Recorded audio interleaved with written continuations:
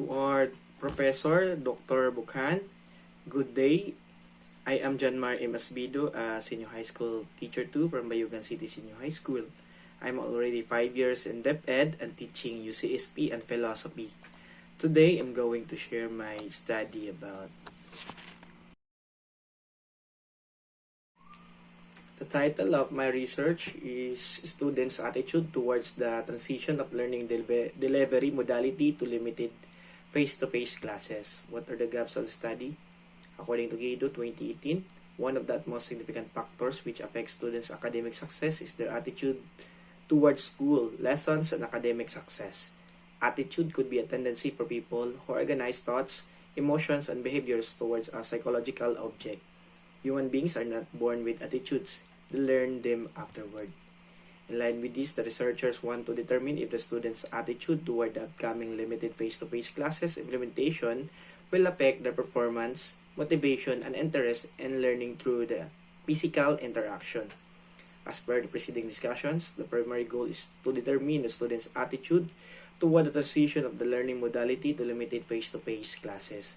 In addition, the purpose of the study is to check the level of students' preparedness and willingness to the limited face-to-face interaction at school, as well as to see changes, if any, in the behavior or intellectual capacity of the students after the 2 academic years of implementing modular distance learning.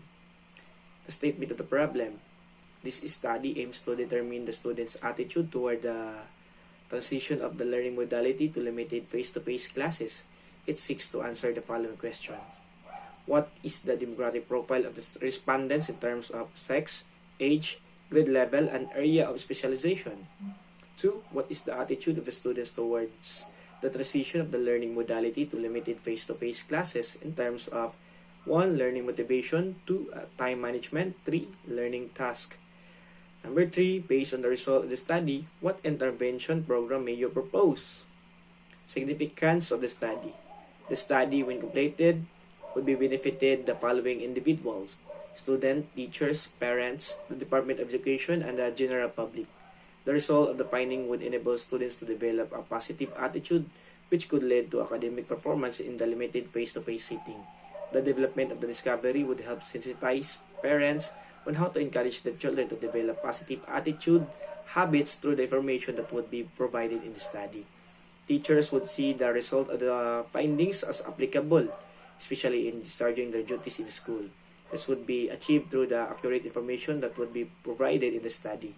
The study would enable the Department of Education to initiate programs that would facilitate effective habits among students in the school. Such programs include the implementation of guidance and counseling services in the school, etc. Finally, the result of the finding would encourage public members to motivate their wards to make their education very important and discourage laziness, examination, malpractice, and other antisocial vices among students in their communities. Research design and methodology.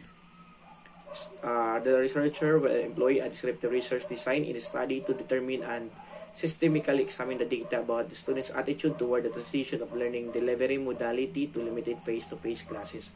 According to De La Cruz and Dr. Silverio, 2019, descriptive research designs depict present qualities, conditions, images, and the like based on respondents' impressions, perceptions, or reaction. The researchers will use a modified survey questionnaires entitled Students' Attitude Toward the Transition of Learning Delivery Modality to Limited Face-to-Face Classes in gathering facts and opinions of the respondents. The questionnaire contains a set of questions that measures each item with the use of rating scale to check the respondents' level of agreement or disagreement in the various statements about attitudes.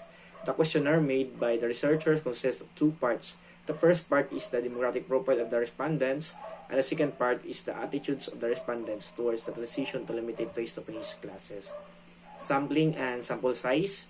The researcher will use the sample design or probability sampling design, which is the simple random sampling methods, and selecting the 305 senior high school students of Bayugan City Senior High School standalone. Data gathering procedure. Prior to conducting the study, the researcher will first conduct a pilot testing at Los Arcos National High School to check the reliability of the researchers' med questionnaires. Once the result is out, necessarily edits in the survey questionnaire will be made. Then they will have to secure permission to letter to conduct the data collection from the principal of Yugan City Senior High School. Also, the class advisors of the select respondents might be asked to help administer the said questionnaires, and in retrieval process, the researchers will collect the accomplished questionnaires from the advisors thereafter. Statistical data analysis. The following statistical tools will be used in the study. Frequency counts and percentages. This will be used in analyzing the respondents' demographic profile. Measures of central tendency. This will be used to answer the question, what is the attitude of the students towards the transition of the learning modality to limited face-to-face classes in terms of learning motivation, time management, and learning tasks. That's all. Thank you.